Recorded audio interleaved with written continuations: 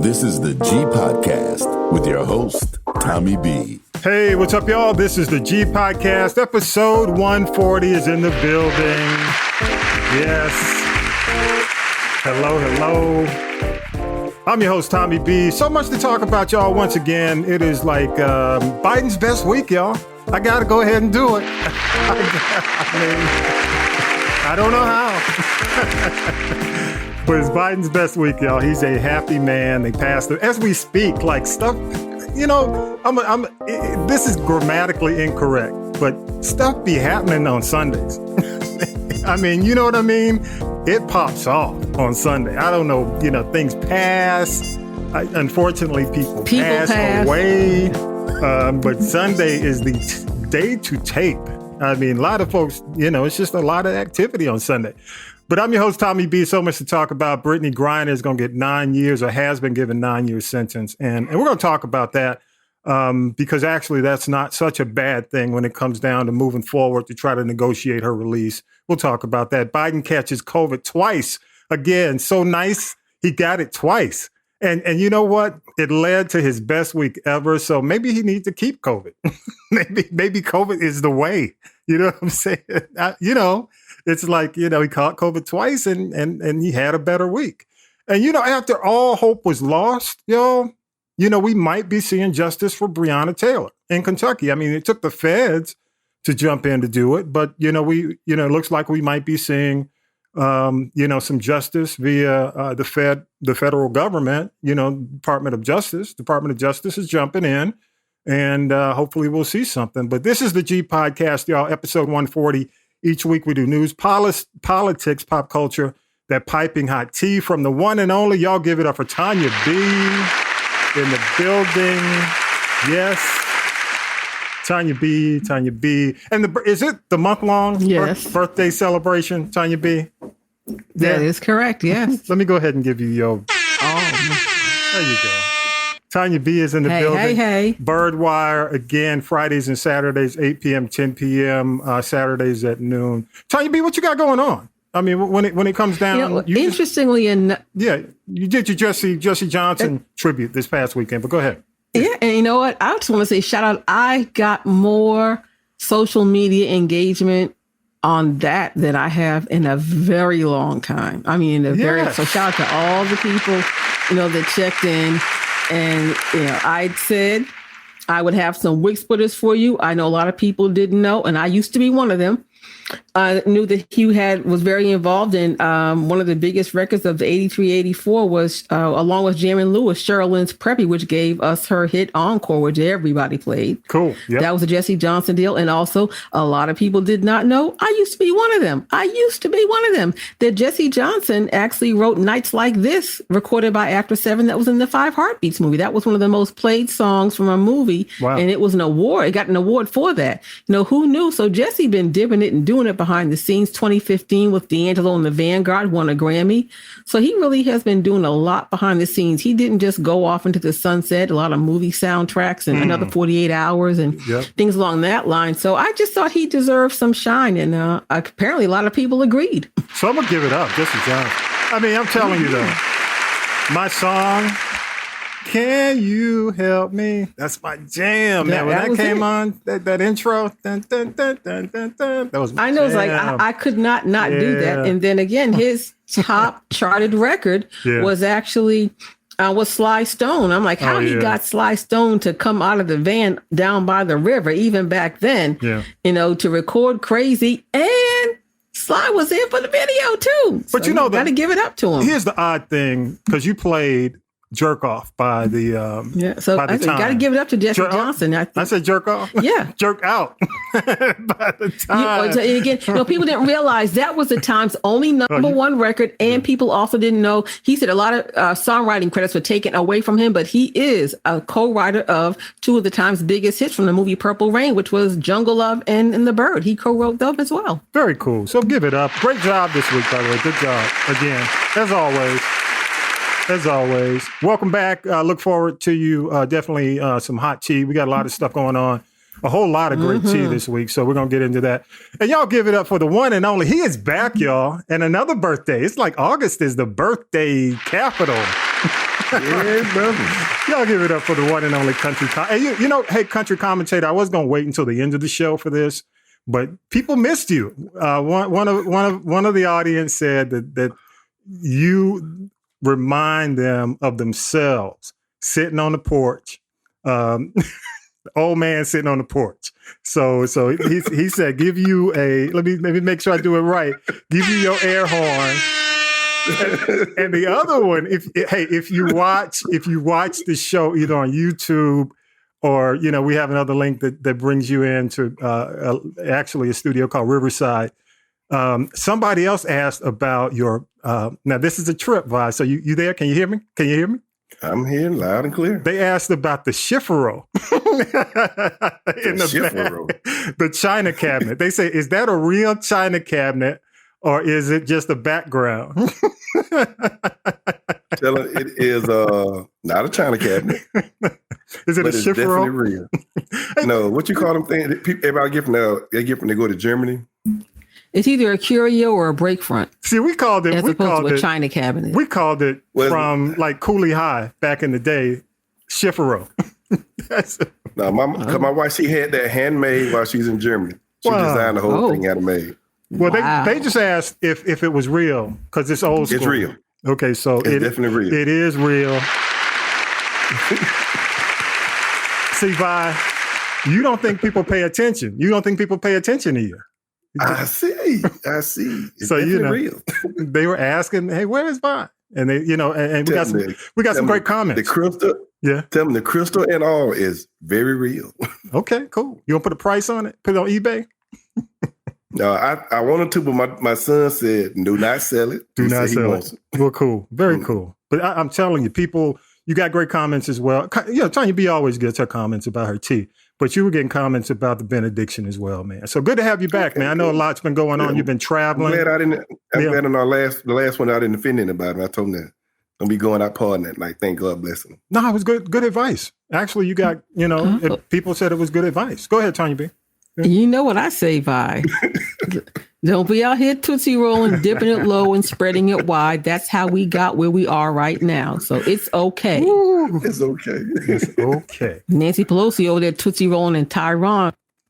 Taiwan just messed up everything. Taiwan. Hey, let me say this, though, Tonya B, regarding that. I was not happy about that. And even though it did turn out okay, the ramifications of China just continuing to pick on Taiwan, possibly raising the price of goods, because you can't go into Walmart.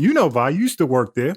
If 80% of the goods come from China, or Taiwan. So if there's a decision by China to go up or, cut us off, we better be prepared to deal with that. So, I have to ask, my question to her is, was it worth it? Was it really worth it? I mean, why is she so intent in going to Taiwan? Because we already said we're not going to take up for them. Yeah, I know.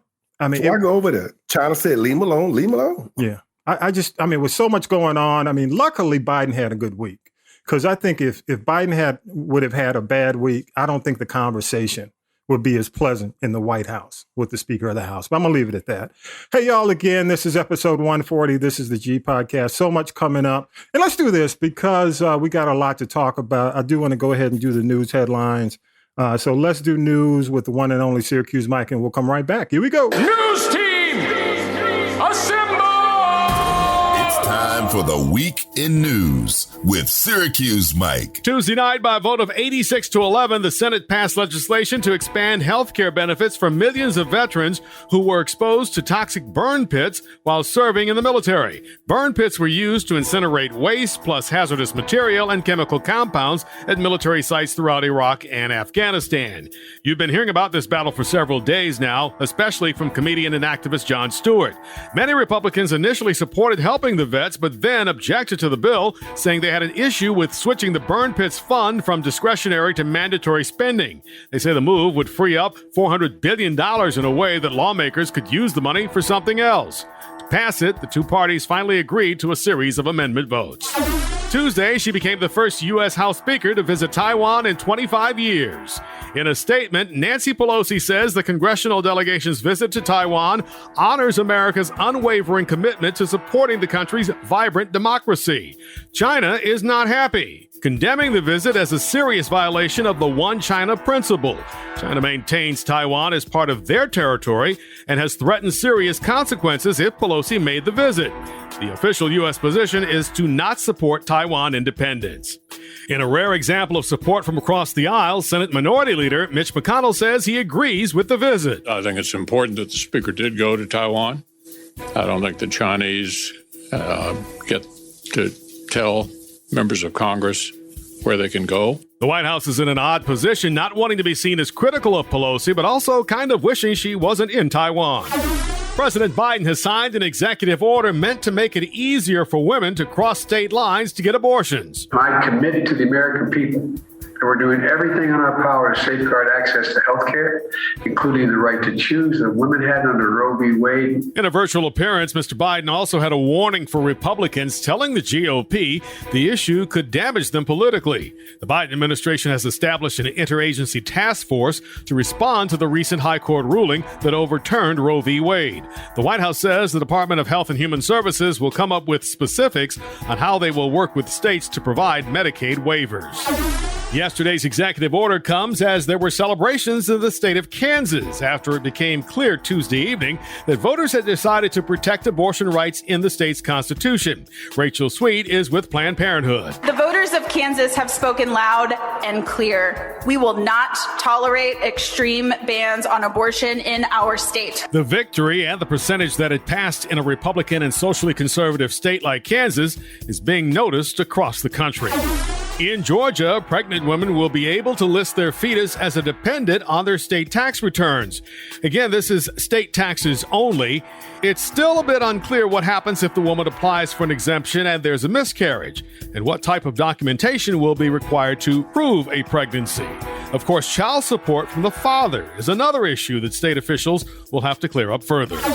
Today's overdue, but it still hurts. That's Breonna Taylor's mother, Tamika Palmer, after U.S. Attorney General Merrick Garland announced that federal charges have been filed against 4 Louisville police officers for violating Taylor's civil rights. Here's Garland. Specifically, we allege that Ms. Taylor's Fourth Amendment rights were violated when defendants Joshua James, Kyle Meany, and Kelly Goodlatte sought a warrant to search Ms. Taylor's home knowing that the officers lacked probable cause for the search. Brett Hankinson is the 4th officer involved. Taylor was 26 when she was shot and killed by Louisville officers after they knocked down the door. Thinking the officers were intruders, her boyfriend fired a shot and hit one of the officers before they returned fire, striking Taylor.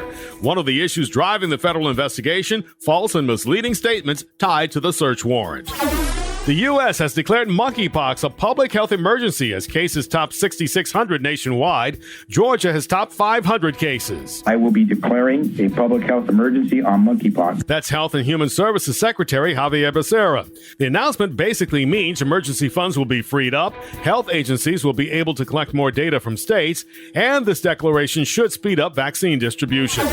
President Biden and Senate Democrats got some good news Thursday night after finally locking in Senator Kyrsten Sinema's support for their climate, tax, and health care proposal. The deal will allow Democrats to move forward on the legislation this weekend. In a statement, Sinema said she won changes that would protect advanced manufacturing and boost our clean energy economy. And Majority Leader Chuck Schumer said the agreement preserves major pieces of his earlier agreement with Senator Joe Manchin. The new agreement with Sinema includes changes to portions of the corporate minimum tax structure. WNBA star Brittney Griner was found guilty in Russia and sentenced to 9 years in prison for smuggling drugs into the country. Griner, who had pled guilty to bringing less than 1 gram of cannabis oil into Russia, is devastated, according to her attorney. Reaction from the White House. We have repeatedly called for Russia to release her immediately so she can be with her wife, loved ones, friends, and teammates. An appeal is expected, and the U.S. is still trying to arrange a prisoner swap with Russia for Griner and former Marine Paul Whelan's freedom. Hey, and again, the situation with Brittney Griner, honestly, this had to be done in order for them to move forward. Now, everybody believes that definitely it was too harsh. for what she bought in. She was not doing any kind of distribution. This is, I was listening and you can check out Rob Redding on Castropolis. But one of the things that Rob said that because she is gay, because, she's lesbian, she's partnered, actually, she's married, she has a wife. They feel that Russia was even, more harsh on her because of that. But one of the things that one of the big negotiators who has done negotiations between Russia before has said that this situation had to be done. The sentencing had to be done before they could actually even start connecting with Russia to talk about a release. So, it definitely doesn't feel good. And, from an anxiety, I guess from a psychological standpoint, that's a lot to carry. Knowing in your 30s, you basically, her entire 30s, if this were to stand, would be in jail in Russia. And that really puts a damper on her career. But, again, have hope because of the fact that this step, the sentencing had to go down in order for the State Department to connect with Russia and diplomacy to get her out. Tonya, but you got something to say? I just think had this been, and let's just call a thing, had this been Rebecca Lobo or one of the other WNBA players who has a different pigmentation situation, the sentencing and everything that's gone on for the last, almost 6 months would not have happened. Yeah. And again, we also have to remember that this person that owns that team that Brittney Griner with BG was playing on is a very close ally, friend, whatever you want to call it, of Putin. Yeah. So, this is almost, they're using her, I think, as a bargaining chip to get what they want. Yeah, that's what I think it is. I agree. And Vi, you got any thoughts? Any thoughts, Vi? Jump on in. I agree with her on that because I was reading when they said this white lady married, she got caught with less than that. I don't even think she got a year. I think she got months and they let her go just like that. Yeah. And also I think it has a lot to do who she is. Brittney's a superstar basketball player. Yeah. And black, that it being black did not help her. Yeah, I agree. Well, we'll see. Again, most people are saying the sentencing had to go down in order for her to be in the for them to move on next step. Yeah, for them to do next steps. To say it's fair, without a doubt, it just doesn't seem fair. But we'll see. Hopefully, we can go ahead and negotiate, get her and Wayland out, and move forward. I would recommend, and it would be crazy. I don't see why any athlete should continue to quote unquote do business with Russia at this point, knowing that basically they could do anything. Especially with us supporting Ukraine, they should really block any kind of business that's being done, whether it's athletics, any sport. They should not. Right. Or even business, any business, actually. Which is business. You're getting paid. You know what I'm saying? You're getting paid to play. So that's but let me just say this. Yeah. Look at how many female WNBA players or just female athletes, period, have to leave this country to go to, countries like Russia or Taiwan or China or wherever to play. You don't find as many males that have to go and do that. And maybe, unless I missed the memo, unless we all missed it, have you ever heard of any former male African-American, black, brown, or tan male player having to deal with what Brittney's dealing with right now? No. And probably because when you look at the fact that Brittney's paid she's the highest paid at $200,000, and the lowest, probably when you look at the lowest paid NBA players at $1 million, most of those guys, most of them will have enough to bank, and plus they'll have enough opportunities within the states to kind of hang around. But I'm going to leave it at that. We'll see how the negotiations go. Okay. I did talk to Stephanie Gray, StephanieLGray.com. We're going to have her on. I think she just couldn't make it this week, but we're going to have her on in the future for a future show.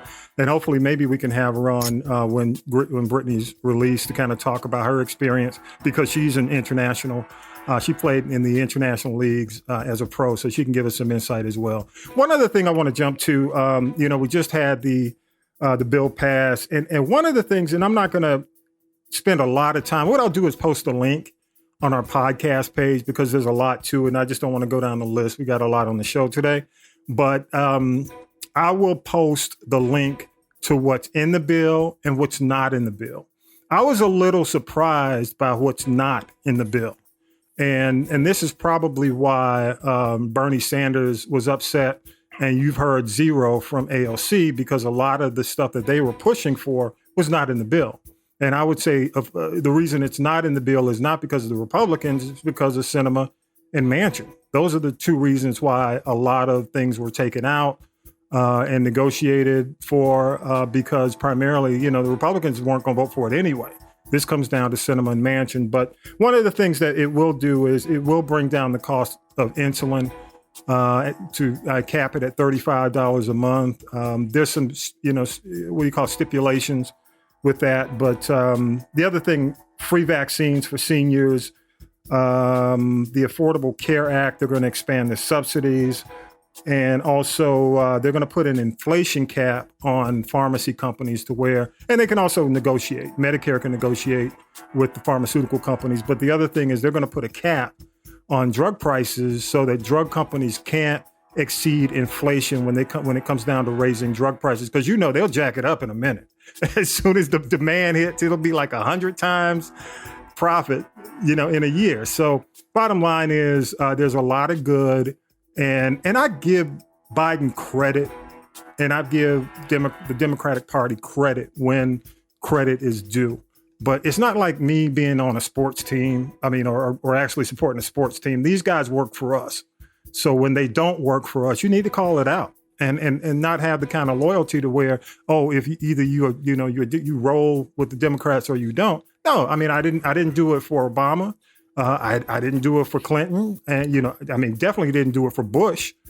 Definitely, without a doubt, didn't do it for Trump. So ultimately, they're here to work for us. So when we're still waiting, African Americans, blacks, we're still waiting for voting reform, the John Lewis bill, and police reform, which is the George Floyd Police Act, which Nancy Pelosi was wearing kente cloth a couple of years ago that she promised.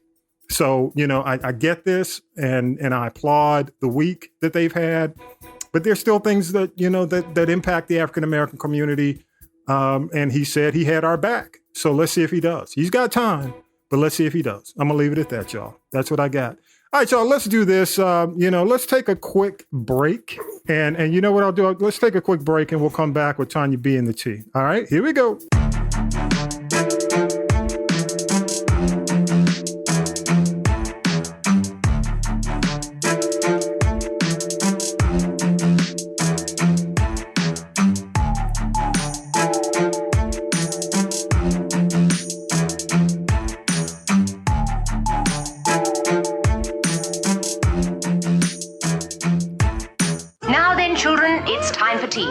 It's tea time, y'all. Sipping the tea with Tonya B. Tonya B, what you got? What you got? I hit. Right. We are going to do your What's Cooking. I got another song for you for What's Cooking, though. I'm gonna play it. Okay. All right. But go ahead. What you got in the tea, Tonya? What you got? Okay, let me just get right to it. I mentioned this last week, and I'm still talking about it because things have just what I predicted would happen has happened. And I'm talking about Nasty Neo, the cheater of the decade. He's out there raw dogging these thoughts and women. I'm quoting his estranged wife, Crystal, women who sell their bodies for money. He's having unprotected sex. And she said after 8 years of marriage and 3 kids, one of whom she just had, I think this year, she's done with him. I think Neo knew what he was doing, but he did the Johnny Taylor and said it's cheaper to keep her. But now he's going to have to pay. And word from the curb is, as I said, his wife, Crystal, is claiming that he recently had another baby, a side baby. So, I just say the way you get him, Crystal, is the way you lose him, Crystal. Just keep that in mind. But Neo's just not the marrying type of guy. He's the same guy who claims he understands women and really has respect for them, who wrote Irreplaceable that was recorded by Beyonce, clearly is living a double life. And, he's been out there after he liked her post, putting him on Front Street. and he's out there still doing the champagne life and partying it up and out there Tootsie rolling, dipping it low, spreading it wide with a whole bunch of different women. So I think this, I think this is why his album, although it's not the best album, it's really not selling. I think he really has alienated his core fan base. So let's see what he's going to do now. You don't have to come out of pocket. And now what you got next? He's getting divorced, and word from the curb is that Usher is allegedly getting married. Maybe the third time may be a charm for him. He's got a girlfriend, a fiance, and her name is so long I don't want to botch it. I'll just say baby mama number 2. She's got 2 kids with Usher, and word from the curb is that they're getting married. So hey, you know what? Well, this is how long have they been baby. together? They've been together for a while, though, right? A couple of years. 3 years. 3 years, 2 kids. Cool. Go ahead. Good for him. Good for him. Congrats and exactly. And good luck, if it works, so be it. Yeah. We're going to talk about the Prince estate now. It was all over the news that this $156.4 million estate battle had come to an end. But here's a gag about this whole thing. Again, keeping in mind 156.4. The family has to split $6 million 4 ways. Oh my the 3 siblings, and then with I think his name was Steve Griner. He is the owner of the company Primary Wave and the husband of Prince's dear friend, talk show host Tamron Hall. So if you divide $6 million 4 ways, it's not a lot of money. What they say? It really isn't. What they say? Grand opening, grand closing. Yeah, that's it. They've been not the estate, all these attorneys and all these consultant fees and all this whatnot. Yeah. And then Prince has 2 siblings, John and Jackson. They passed away during this 6-year battle, and their families are not going to get. I say again, their families get nothing. Okay. And then the Comerica Bank is keeping $3 million as a reserve for any future expenses and costs associated with closing the estate. So that really isn't, and like I said, take away 6 from 156, but word from the curb is, and I say this, allegedly, something came into my space that said the estate is actually worth about 4 times as much as they're claiming. So just do the quick math and say, okay, who got the money? That's all. Hey, one thing I'm going to say, Tonya B, and next week we've got Teddy Aston coming in. Teddy, of course, was an executive at Warner Brothers, and he was there when Prince was hot, for the, most of the years Prince, of course, I think the 80s. The 80s for the most part, and into the 90s, actually, and beyond the 90s. So he's going to give some insight next week into maybe not the entire behind-the-scenes legal battle, but at least what could potentially happen. So he'll be on, not just to talk about that. He's got a new book. And, I've known Teddy. You probably known Teddy for years. But he's going to be on with us next week, and we can ask him about that. Cool. What else you got next? This is just a cautionary tale. What happens when you pass away? You don't have your affairs in order. You have no wife, no will, and no children. This is what happens. And the only people that make money off of this, just like the Aretha Franklin estate, are the attorneys. They're the ones that got the lion's share of the money. Yep, so true. If you think about it. So true. Okay, now I also want to talk to you about a new television show. Snoop Dogg and Kenya Barris, who we remember as one of the co-creators of Blackish, the two of them have partnered up for an upcoming comedy series. It's called The Underdogs. Snoop's going to star in this. He also will co-produce, and it's just imagine this: the Bad News Bears, which was a movie from the 70s about a youth baseball team. This is the Bad News Bears, but with a football team, and Snoop plays an NFL superstar who has a run-in with the law, and he has to agree to coach a youth football team to try to get back in people's good graces and jumpstart his career. So I think it should be interesting. And what's also interesting about this, it's directed by a guy named Chuck Stone. Who is he? I'm so glad you asked. If you recall, like back in '99, maybe, the term of Super Bowl commercial, what's up? Chuck Stone was the creator, and he was one of the what's up guys. So he's still dipping and doing his thing, representing Philadelphia. Hey, real quick on that, the good thing is Snoop has like massive experience in youth football. So he knows. Yeah, he's been coaching. Yeah, he's been coaching, and he has a league. So definitely he's going to probably lean on that experience to make it great. The other thing you and I talked about real quick is, Barris. What's his name? Kendra Barris? Am I saying his name? Kenya Barris. Yeah, Kenya Barris. Kenya, just call him the Blackish brand kind of peaked. Some of the stuff he's dropped on Netflix hasn't done. It's kind of been, So hopefully he'll use this thing to kind of, I guess, jumpstart his career or change it up a bit. Yeah, Blackish is over. Yeah. Mixed-ish didn't make it.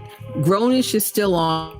I give that maybe one more season. One more. And then, they were supposed to be Oldish with Jennifer Lewis and Lawrence Fishburne, and that seems to have gone into, the abyss of whatever happened to. Right. So I think he just can't be a one-trick pony. He's got this other series he's got coming up with Wiz Khalifa on Netflix as well. So we'll see what happens. We'll see. What you got? And then I also wanted, here's what I'm looking for. I am going up for this so much because I always loved Everybody Hates Chris. I've seen each and every episode more times than I can care to recall. But now there's an adult animated version coming to a small screen someday. It's called Everybody Still Hates Chris. And of course, Chris Rock's involved in it. He's doing this in conjunction with MTV Entertainment. And it talks about, him being, this skinny, nerdy guy in working class Bed-Stuy, Brooklyn in the late 80s. But what's interesting about it is he's working with his longtime collaborator, Ali Leroy, who we all know is, remember Pootie Tang? That's Pootie Tang. Boy. Chris and Pootie Tang will be working on this. Again, it's been in, development for a year and a half. And I know COVID came in and kind of put the kibosh on everything. But it's going to go straight to, TV. So Chris will still narrate it. And I'm looking forward to it. And now see this, how the show remember how the show stopped when Chris was about to get out of high school because he wanted to take the GED test, and then I guess we'll talk about how he just kind of maybe honed his comedy chops because it picks up from his teenage years. Are they gonna have the same parents? Those are they made the show. That's very, especially Tashina Arnold. Tashina Arnold and Terry Crews. It would be cool if they would get them to come back and voice because Terry Crews, Tashina Arnold, they always have 99 jobs and they always keep a gig. So I hope they will because Chris Rock's going to narrate it. I hope so. I know. As do I. Now we are going to talk about. This is what I made this up. I call it Chaka Kanye. Okay, so just follow me. I'm gonna follow you. In a recent interview, Chaka Khan was asked about Kanye West sampling her 80s hit Through the Wire. That was one of his breakthrough, really debut hit. It happened almost 30 years ago. And she said, I haven't heard from him and I'm not looking to hear from him. But what she did say was she was upset he pitched up her voice like 3 times too many. And she said, I sound like a chipmunk. It was stupid and it was insulting. And she said, had I known he was going to do this when I agreed and cleared the sample, I would have said no. So I say like this, even back then, Chaka's still holding on and handling her business. And I wonder if what she was saying was a lowbrow shade to Khalees. Okay. About handling your business and making sure you own something. And I also say this, and if you're in Hollywood and you're a high profile person and you're with somebody for 9 months, that equates to 9 years in the real world. And with that said, if you haven't heard, Kim K and the comic actor Pete Davidson have called it quits. I'm hearing that it's because their schedules just conflict. And I heard that, she's got 4 kids. She don't want 5 because he is considerably younger than she is. But Kim and Kanye getting back together, that is not going to happen. Do you know he just got dumped by his 5th divorce attorney? I don't know if he's going to try to represent himself. I hope not, because that would not be a good thing. But they're set to go to trial for this divorce December 14th. So he better hurry up and try. I was like, hey, come call Ben Crump. Ben Crump will show up. Even though he has no expertise in that particular field, Ben Crump may show up. He might. We'll see. I'm not going to say anything. And you know what I got to say, but I'm going to leave it at that. You're not going to say anything. But I got to say one thing. But two things. One thing is, I'm a sports illiterate, but I got to tell you, if you have not seen this documentary called Point Guards on Showtime about NBA point guards and how the bulk of them come from New York, you've got Kenny Smith, what's his name? I think Kenny Anderson, Stephon Marbury, Nate Tiny Archibald, you've got Rod Strickland and Mark Jackson. And I'm telling you, they don't represent women. Yeah.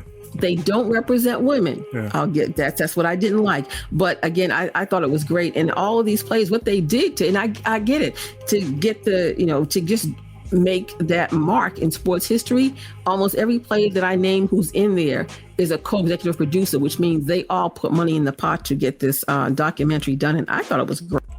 Good stuff. Hey, just a couple of things. And definitely Love Coach Steph is in the building. She is here. But I want to go ahead and try to finish up entertainment news. Just a couple of things on the Shy update. For those who check out the Shy on Showtime, Emmett and Tiff have been forced to be better co-parents I'm telling y'all, something about to happen. Tiff is moving in with Emmett. It was not a happy situation when they told, Keisha's moving in with Emmett now, and they had to tell Tiff, and it was not pleasant.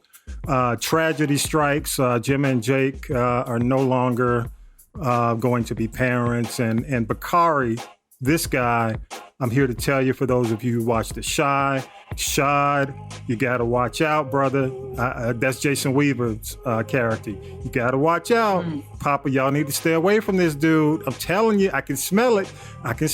You know, Alina Waite, I know how she thinks, and something's about to go down. I am proud of Shad, though, his character, Jason Weaver. He's handling himself. He's growing as a man. He was at a dinner for his girlfriend. He went to a dinner, and actually, because he has a record, of course, she said, don't tell my daddy that you've been in jail. He went ahead and told him anyway. You thought it was going to explode at the table, but take a look at the show and you'll see how it went. Trig's about to learn that Fatima is not Imani. For those of you who watch the show, you know what I'm talking about. I think it's going to get ugly. KW, I got to say what's up. I got to give KW his due. KW, if you want to see KW, our notes on the Shy and our commentary, you can go to at This Is the G podcast on IG, and you'll see our comments, and you can jump in with your comments as well. Or you can actually just go to castropolis.net, leave us a voicemail at the People Poll. We'd love to hear what you think. If you watch The Shy, which I'm definitely, that's one of my favorite shows these days. So definitely go and give us some info on social media. Also, big recommendation this week, and Vi, I know you've seen this, Prey on Hulu, which is the prequel to The Predator. And it is an absolute winner. I give it up to them. It's basically set in the late 1700s. It is a prequel because all the shows, of course, take place later. But the movie star is a young female. She's actually from the Sioux tribe, and her name is Amber Midthunder. Of course, she's an indigenous American member of the Sioux tribe, and she actually auditioned for the role in Comanche. So she actually spoke Comanche to get this role. Let me tell y'all talk about, what was the movie with Arnold Schwarzenegger where he played the Terminator? Y'all talk about Linda Evans? What's her name? You know her name, Tonya B. Linda Hamilton, ex-wife of James Cameron of Titanic fame. Y'all think about Linda Hamilton like putting it down, but this shit, she is fierce with an axe.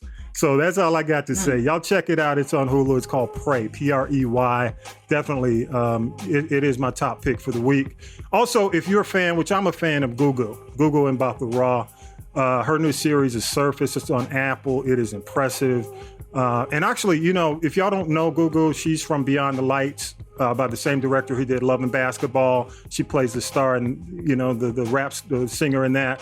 Also, if you haven't seen the movie Fast Colors, she is the star in that. And also, if you saw the Black Mirror episode with the, I always say the name wrong, but y'all know, if you watch Black Mirror, you know what I'm talking about. She starred in that and actually won an Emmy. But the series is produced by Reese Witherspoon. I did not know that's Reese Witherspoon's company that actually does a lot on Apple. They did the morning show on Apple as well. Apple really, the thing about Apple TV, the Apple Plus, the app, is the fact that the quality of their show, when you watch it, it doesn't look like it's in a cheap set at all. It's like they spent a whole lot of money to do it. So kudos to her. It's a great looking show. A little slow in the beginning, but it's a great looking show. People are tripping about Discovery and Warner. And the reason being, they dropped the Batgirl movie. Not the Black Girl movie, but the Batgirl movie. But it was done, it was Latina. And the movie was actually budgeted for $90 million. They saw it, the new owners, which, Discovery bought, Time Warner, the new owners saw the movie and they didn't feel it would actually give them the return that they needed. They've had some major issues. Their stock prices falling like a rock, like a lead balloon. And the new mergers really, is giving them a significant hit. So they basically made a decision. The other thing is they leaked the script and a lot of people saw the script and said, kind of garbage, may not want to do it. I think it's unfortunate for the actress. Also unfortunate for Michael Keaton, was supposed to come back as Batman. Brendan Fraser, who did all the Mummy movies, was supposed to be in it. And, had some star power, but people just the company didn't feel it was going to live up to the standard. Now they're going to go ahead and release The Flash with all the, the star of that movie is like, damn, he lost his mind. What's that? All that mess he don't got his. Oh yeah, all the mess. They're going to go ahead and release that because they feel, I think it tested better when it came down to the audience, because they run tests. They do audience testing on it. I'm going to leave it at that. We're going to see. Also, one more thing, y'all. If you have HBO Max, I have HBO Max. And I basically, because I'm an AT&T customer, you get HBO Max, you get HBO for free. That deal may go away.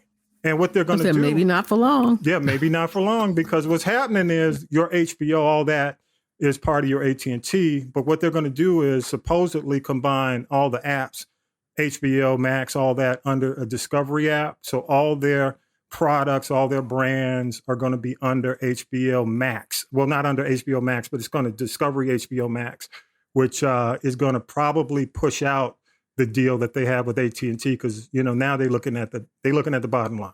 Okay. All right, y'all. If you have any comments, again, go to castropolis.net. Click on the people poll. You can definitely leave us comments there. You can go to our social media. We're on IG, we're on YouTube, all those places, and just leave us a comment. Again, let me say what's up, because I didn't think she's in the building. She is definitely, she's in the building. Y'all give it up for the one and only, the love coach is in the building. Hey guys. And I really appreciate you, Stephanie, coming in. Stephanie Gray, y'all. I thought you said she was a life coach. She is a love coach. I said love. There's, love and life. Last week, Coach, last week he said, 2 weeks ago, he said life coach. No. I got the receipt. We have love coach Kim, who's coming in. Life coach. Yeah. Let me say life coach Kim, who's coming in. This is love coach Steph, and she's a love coach. Yeah, so love coaching definitely includes, life coaching, but I like to focus on love coaching because actually at the center of life coaching is self-love. And if any coach isn't coming from that place, you probably should do a little digging on that. Well put. Very well put. And again, the love coach, Steph Gray. It's okay if I call you Steph? Is that cool? Yeah. People call you Steph? For sure. And she's been on the show before, back on the episode when we tried to do we were thinking about doing the Love Connection, but COVID just ran rampant on everything. Oh, boy. And I think that was the last time we actually talked. That was the last time. It was almost like right at the beginning when things just started going haywire. But love coach Steph Gray, her book is 10 Universal Rules of Love. Go to the website, stephanielgray.com. She's an author, entrepreneur. She's been, again, with us before. She is an international or a former international pro athlete. And I saw her post and I had to bring her on, reach out to her. I always follow, Steph. She does great content. And one of the things that basically hit me is what I've been saying, and we've been seeing on the show. I agree with her that a lot of what Brittney's going through right now has to do with equity and pay. Mm-hmm. And can you speak to that, because you've been an international pro player? How did that impact you, and in terms of your life and having to travel to all these different locations? Go ahead. Well, I'll say it impacted me in a couple of different ways. There, of course, is a wonderful impact, right? You're being paid to do something that you've been doing your whole life and probably would do for free so that you can go to a different country and live. So there is that aspect of it. And that's a wonderful part of it. But the other part of it is, once the shine or the sheen of that kind of wears off, you look up and you look around and no one speaks your language. Your family isn't there. Your friends aren't there. And you're in this foreign country to do a job. Now, the beautiful part is women's sports in a lot of other countries are a lot more respected than they are here in the United States. So there is a huge fan base. There is, I mean, we were really treated like rock stars in the countries that I played in. A lot of respect for, especially women's basketball.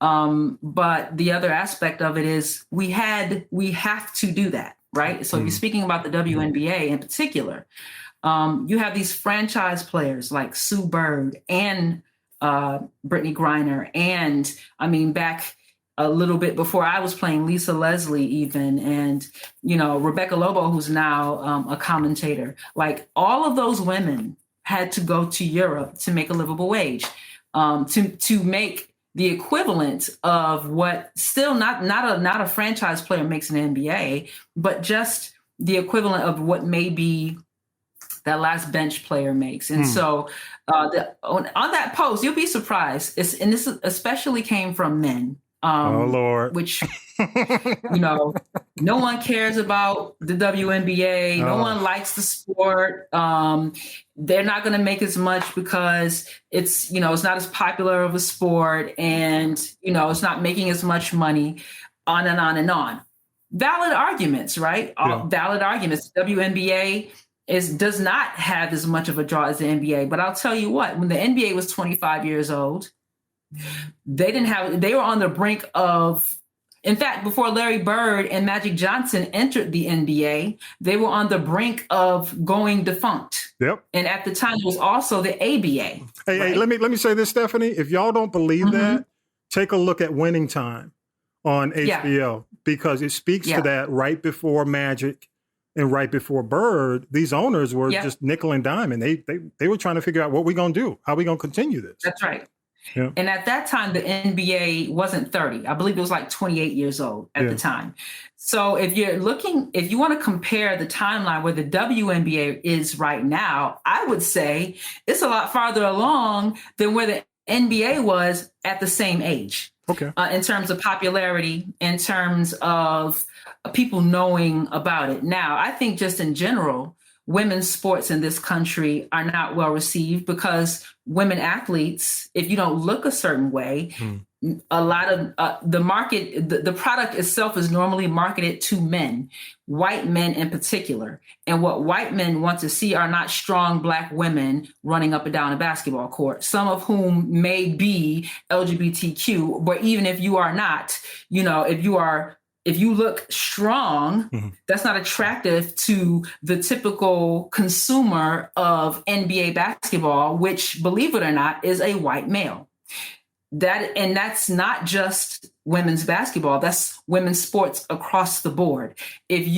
So think about Flojo, right? Yeah. She was well received because she ran, but she had the long nails, she had the hair, she had the makeup, she gave the femininity that patriarchy wants to see. Yeah. If I'm speaking frankly. No, frankly, we want it. Yeah. Yeah. So it's that to contend with, which is a ceiling that women's sports needs to break through. So what I said to those men who made the argument of no one cares about it or the WNBA isn't as popular and blah, blah, blah. My argument was you sound and women will make more money when the sport is more popular. Just because they're doing equal work doesn't mean they should get equal pay. These are things that people have actually said. Yeah. To them, I said, and these are a lot of Black men, you sound just like a white man who is talking about why Black people aren't farther along in this country, why we are financially behind a lot of other races, without talking about what enslavement and Jim Crow did to Black people to financially oppress them. Yeah. So to me, it's the same concept. And I spoke about it just because by the way, not taking any accountability away from Brittney Griner, because I had this conversation with a lot of people. I think it was absolutely ridiculous and stupid for her to have that shit in her bag. She's played there for 9 years. She knows the Russian law, and we are at war with Russia, not a ground war, but we are definitely in war with Russia because of the Ukraine. If you're in this country, you need to know that and you need to handle yourself accordingly. When I played internationally, my biggest thing was I need to get home. Whatever I need to do, Steph. On that note, I'm getting home. On that note, Steph, do you think, are women athletes still going to Russia at this point, like this, playing for the Russian teams? Brittney played there for 8 years, and some women are still going there. Really? Just like there are women who go to Israel. Wow. Yeah, I have a lot of friends who actually played in Israel, and Israel has been at war with Palestine for 1,000 years. They go to these war-torn countries, especially in that Eastern European area where there's a lot of unrest with those governments, and they go there to play basketball because there's money to be made there. Do you think they should? Do you think they should?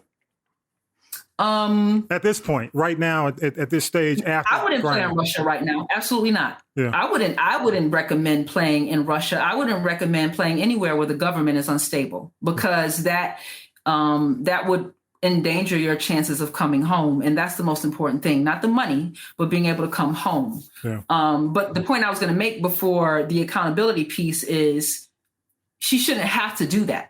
Women's athletes shouldn't have to do that. The WNBA is a subsidiary of the NBA, which means that the NBA has the capital, if they so chose, to invest in the WNBA. And it probably would make that product that much stronger. Why? Because now women don't have to spend time overseas, and so they can be here promoting the brand, getting stronger as players. It could be more attractive to international players. The NBA has so many international players right now because it's such a strong brand. And I just firmly believe that the investment hasn't been made in a substantial way, in a very substantial way, because of the excuse of it's not a popular sport. Let me make a statement, and I want you to think about this, because we're in line with what I'm in line with what you're saying. But when you look at Kyrie made a statement, LeBron James has made a statement on Brittney Griner. Why haven't these guys, if you consider the amount of money that Kyrie makes, and basically when you look at last season and you look at the amount of time he played versus the amount of money he made, or even looking at LeBron, looking at a lot of these players and a lot of the money that they generate, why haven't the black male players just said, look, we're going to help sustain, because, I don't expect the commissioner to do anything more. I think it's going to have to come from the actual black players who see this as a way to protect their women, or the women who are part of their organization. Why haven't they just said, hey, we're going to give, if it's $2 million, per player, to just have some type of fund, almost a sponsorship, or we're just going to buy out the empty seats at the games. Why do you think that hasn't happened? Because unlike Kobe Bryant, a lot of these men are not girl dads, and they don't have women who potentially would play in the NBA. God rest Kobe Bryant, but I think if he were still alive, he was already advocating for that. I think he would really continue to advocate for that, and also put his money where his mouth is. I think a lot of it's privilege, right? Yeah. Even black men, we all enjoy privilege of some sort, right? Yeah. But if you are a professional athlete and you are a black man, you have privilege. You have a privilege that you take for granted. And although I applaud them for speaking out on these things, it's different when you put your money where your mouth is. And not only that, the NBA, the NBA, the WNBA, a subsidiary of the NBA, says, they have players' unions. How come the women's union is separate from the men's union? Yeah. That would give better collective bargaining for women as well. So there's a lot of gaps, if you will, in what people say and what people do. But what is their incentive to do so? Yeah. Unless this is personally impacting you, i.e. Kobe Bryant, and God bless that man. He was doing so much for women's basketball because of his baby. He had a baby girl. He had an investment. He actually had, he had an interest in how she would. That's right. Actually, her opportunity to play. Yeah. That's right. But before he had Gia, it wasn't on his radar either. So I think it will take these men being personally impacted by what's happening to these women athletes, because it's really not even about protecting women as much as it is about seeing us as equal athletes. Like, we work as hard as men work to perfect our sport, especially if you're playing professionally. I mean, we put the same hours on the court. Listen, I can't count the number of elbows I've taken in my body, the number of times I went home bruised up and banged up. I've torn my ACL. I've had 6 surgeries altogether between my knees. Like we do the same things, and it's just about seeing women athletes as equals. And until that happens, we'll probably be having this conversation. How do you think, and I'll throw it to my co-host here, but I do want to ask one more question about Griner. How do you think the situation is going to turn out now that they've handed down a sentence? Well, I'm hopeful that the trade will happen. She had to be sentenced before President Biden and Vice President Kamala Harris were able to, and the State Department were able to really make an offer to trade this prisoner of war this prisoner of Russia that we have in the United States, serving a 25-year sentence.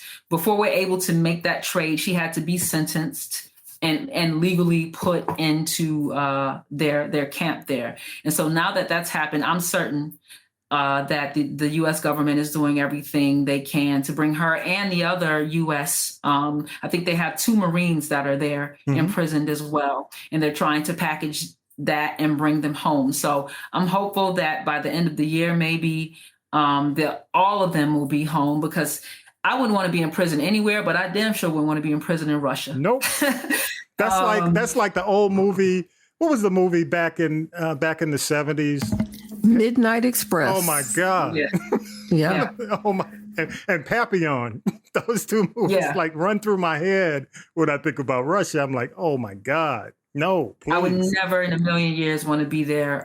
So I'm hoping that happens. But another thing I'm hoping, 2 other things I hope happen. Yeah, okay. That Brittney Griner will consider her role in this and be a lot more responsible and speak out about the responsibility of athletes, U.S. athletes playing abroad. Was her sentence trumped up? Absolutely. Did she break the law? Absolutely. There's no way that you should have had that with you. I will say that until the cows come home, but the sentence certainly did not fit the crime. And the second thing I hope happens is that a substantive conversation begins about bringing equity to pay for WNBA players and all women's athletes for that matter, so that maybe our athletes don't have to go to European countries or other foreign countries, period, to play unless they so choose. Not because they're forced to, but unless that is their choice. Good stuff. Good stuff. Y'all give it up for the one and only Love Coach Steph. Thank you so much. And you know, I do have one more question, and I'm going to check to see if Tonya B and Vi, if they have a question. But my quick question is, and I didn't ask you about this in advance, so hopefully you're willing to answer this. And I'm going to say hopefully I say her name, Liz Cambage. Okay. Released, am I saying her last name correct? Liz. Cambage, you said? Yeah, Cambage from, she played for the LA Sparks. Okay. You familiar with her? Vaguely. Okay. She left the Sparks, and I'm not going to get into it, but she made a comment, and you don't hear as much about it because she's mixed race. She's from Australia. I think her dad is Black. Her mom's Australian. Okay. Big girl, 6'7". Yeah. She was standing next to Shaq. And she made some derogatory comments some months ago. Now, they've denied the fact that she said it, but it was odd that they let her go. They decided not to keep her. They actually just did not renew her deal in LA. And I was wondering if you had any thoughts about, why. But, she's just been kind of somewhat of a controversial figure for some of the things she said. She said some derogatory things about Nigerian women. When you start throwing around the word monkey, I don't know if she said it, she denied it, in the locker room. But all of a sudden her contract gets canceled. And interesting. But go ahead. Just wondering if you have anything. That wouldn't surprise me. But the WNBA is doing all it can as a brand to to shine a light on diversity and inclusion. Even down to, this is the first year I've ever seen the WNBA affirm LGBTQ plus players, which they're a large part of their audience has been that from inception.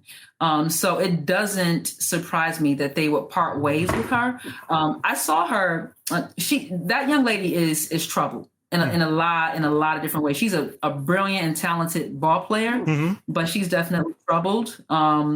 And I think she's out ahead of her skis, if you will. I think she's very, very arrogant, which you need some level of arrogance and ego to be good at anything, especially to be a good athlete. So I support that. But when it becomes toxic and it's breaking down your team, and the coach in LA is, what is his name?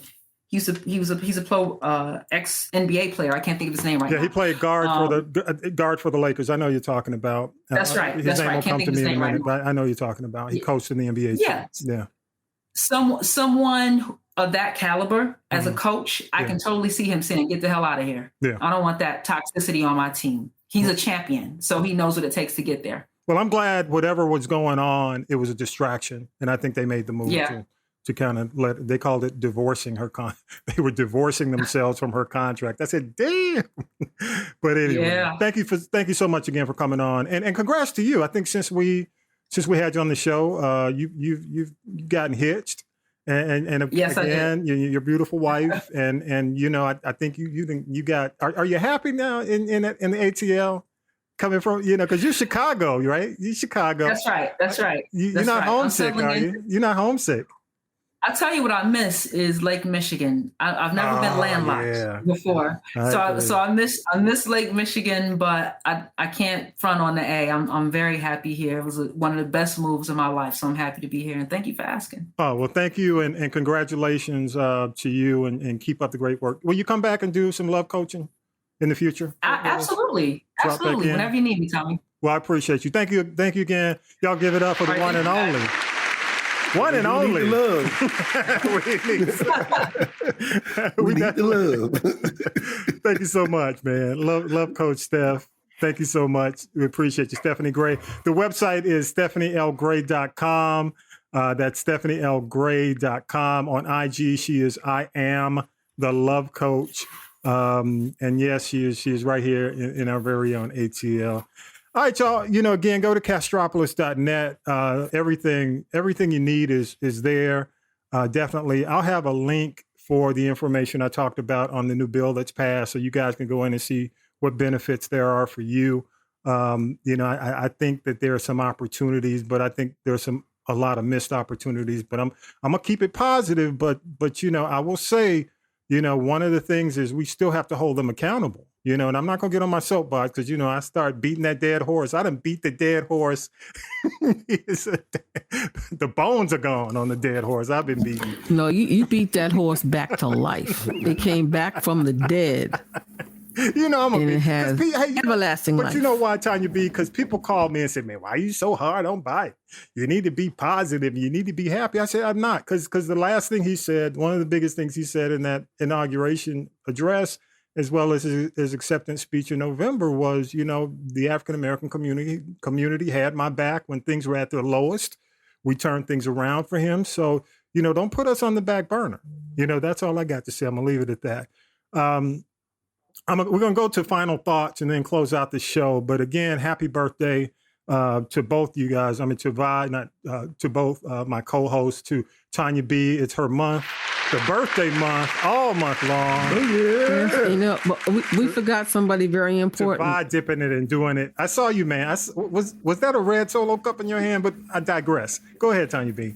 No, I just want to say happy Greatness Day, happy birthday, happy born day to somebody who I think has had an effect on just global culture. And that is our forever president, Barack Obama, who celebrates a birthday. I believe it's today. Yes, it is. Happy birthday. Happy birthday. Definitely. And you know what he did? What did he do? He and Michelle went down to the Cape in Boston, which doesn't really have a lot of people that look like this, more people that look like this. Yep.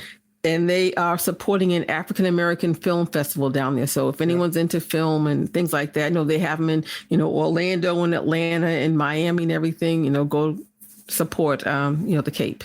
And people were not expecting African American Film Festival. They were not expecting. No, not at all. When they came in, it was like everybody's like, "Oh my God!" That's the best thing. You just roll up and blow up the spot and leave. Yeah. They were like, "Oh my God, it's Michelle!" Yeah, you could just hear, all over IG people posting the videos. So definitely, but again, I remain positive, but we still got to hold them accountable. But it is the best week, definitely, probably the best week of his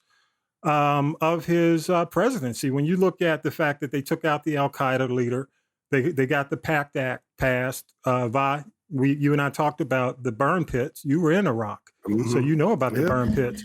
And can we say shout out to Jon Stewart, because he could be doing a whole lot. He could be sitting down, just chilling, counting his money. But, once again, he's out there defending the forgotten, the people, the 9/11, the EMTs and the medical workers and those folks. And now, he's one, I think, who's putting his money where his mouth is. And I think, just giving up his time, because that's priceless. But I just want to give him 5 on it, because he doesn't have to do that. He could just be somewhere chilling like a lot of these athletes are about Brittney Griner. Yeah. And, he's not, just out there for the PR. I believe he's really committed to this. So 5 on it to Jon Stewart. I give it up to him. And also, I got to say, they need people like Jon Stewart, because one of the things, when you have somebody who will say anything, like cuss and go, you need those lightning rod people to support these causes, not somebody who's just going to go up and give you a bunch of these and thous and we must we must do this for the people. No, you need somebody like Jon Stewart. It's like Jon Stewart. Know what it was? I think he got his ghetto his bus pass. He earned it this week. He earned it. Yes, he called him out. As he should. He said, "Shit," but excuse me for cussing, but motherfuckers, damn. No, it's like, but I think he expresses the frustration of all those military families and the families of people that died from 9/11, and the government's acting like they got the head in the sand, like these illnesses don't exist. They exist, and it's like, look, you got people out there who, for all intents and purposes, are just jacked up for life, who will never be the same. Yeah, and you don't want to give them some basic, mental health care. You don't want to recognize the sacrifices they made. You know what? I stand with Jon Stewart. Let's see. I got my pressure up. I'm ready to go start a protest. There you go. There you go. Really? Any final thoughts, Tonya B? You got any final thoughts before we get to the benediction? A shout out to, I have a thought, and I know this has, I just want to say this. I want to know who in the Sam Hill went down to the Jaya house in New York and put $28,000 on R. Kelly's books. But it's okay, because the feds and the sex trafficking victims fund came and took it, and now he only got $500. How many chips can he buy down to the Jaya before they move him? What's his girl's name in the ATL? What's her name? Honey, Joycelyn gonna have to go back moving with her mama in them, because now he hit a bag of money with her. But yeah, he's like, who took my money? Who took my money? The feds took it. The attorneys took it. The people you had to pay those fines to took it, and the victims fund, who deserves it. So he can't count past 5 anyway. So the money gone. That money gone. And I would say, if those people that are in his cult want to think they're going to go down there and replenish the funds, all the feds are going to do is take it and keep paying more fines and paying more victims. So I really applaud the feds for doing that. Very cool. And I'm done. I got some cooking to do. I hear you. What else you got? You got anything, Bob? Money alone. That's what I'm saying. He said it. What you got? Any final thoughts before we do benediction, Bob? And by the way, I can really see your Schifferow real good right now. And that Schifferow is let me give it up for the Schifferow.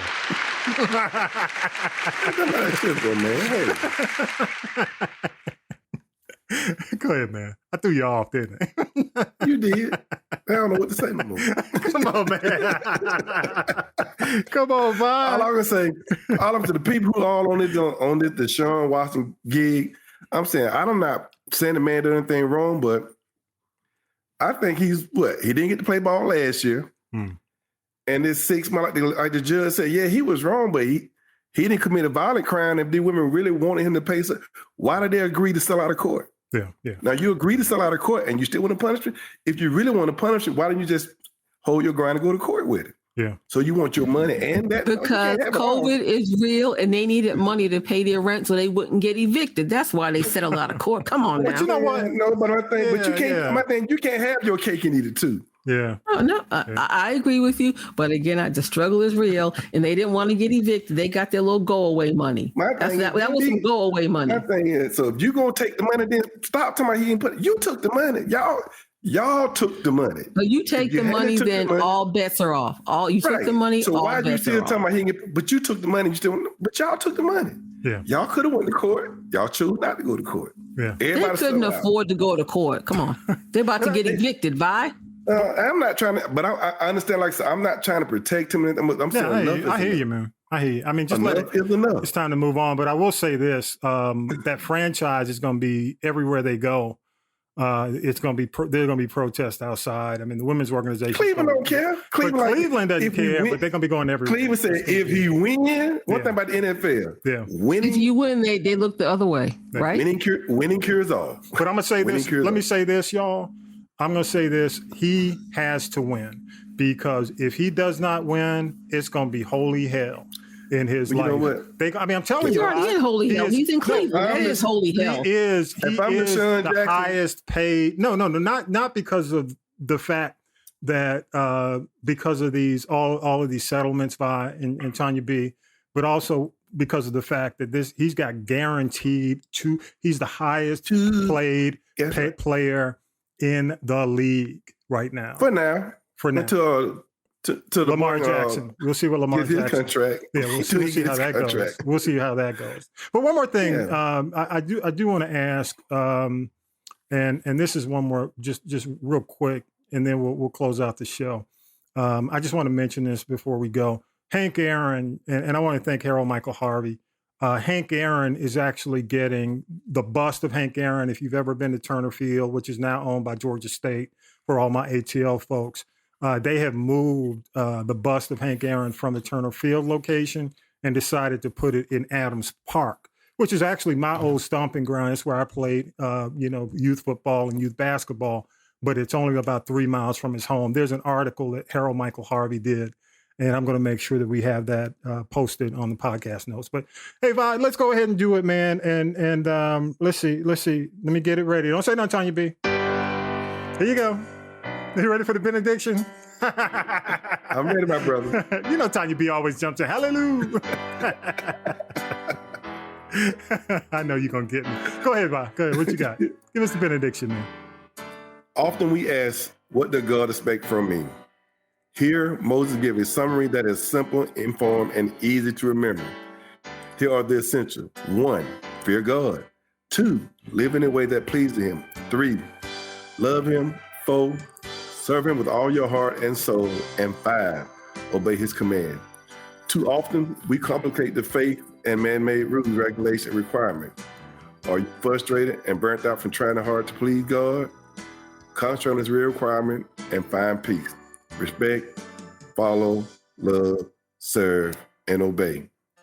Deuteronomy 10, 12-13. What does the Lord your God require of you but to fear the Lord your God, to walk in all his ways, and to love him, to serve the Lord your God with all your heart and with all your soul. Keep the commandments of the Lord and the statutes. In other words, it ain't hard to please God. Just love him, obey him, and follow his lead. That's all it takes. All these man-made rules all these churches keep made for you. No, that is not it. It's easy. Love, obey, and follow. And you pleasing God. Amen. Amen. Thank you so much, country commentator. Welcome back, man. Welcome back. Hallelujah. Glad to be back. Hallelujah. Hallelujah. I knew she had to get it in. I knew she's going to get it in. All right, y'all. But stop playing with the Lord today. Go to Castropolis. Hey, you're a better man than me to go, to say Deuteronomy. See, I screwed up Deuteronomy again. That's because you playing. See, that's what you... Stop playing with the Lord. Quick, let me get out. Spell Deuteronomy. Don't ask me to spell it either. Go to castropolis.net. Go to castropolis.net, click on the people poll if you have any comments, any feedback. Love to hear from you. Also, all the information is there if you want to follow us, if you want to definitely download the podcast, everything. Again, thank you so much. Definitely thank you to Steph, the love coach Steph, StephanieLGray.com. I'll make sure her information is on the podcast notes. You can go there and get everything you need.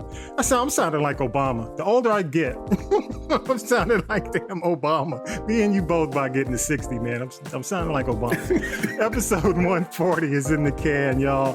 And we are out of here. Power to the people and peace. Y'all have a good week. And peace. Hallelujah. You're not going to say COVID? Come on. And the BA5 is badass 5, and the badass 4.6 is not playing with y'all. Keep on 70 and keep Tootsie rolling, okay? Wash your hands and don't put them in your face. Wash more than your hands. Monkeypox is real, y'all. Absolutely. Thank y'all. Have a good week. You've been listening to the G Podcast with your host, Tommy B. The G Podcast is a production of the Castropolis Podcast Network. Thanks for listening.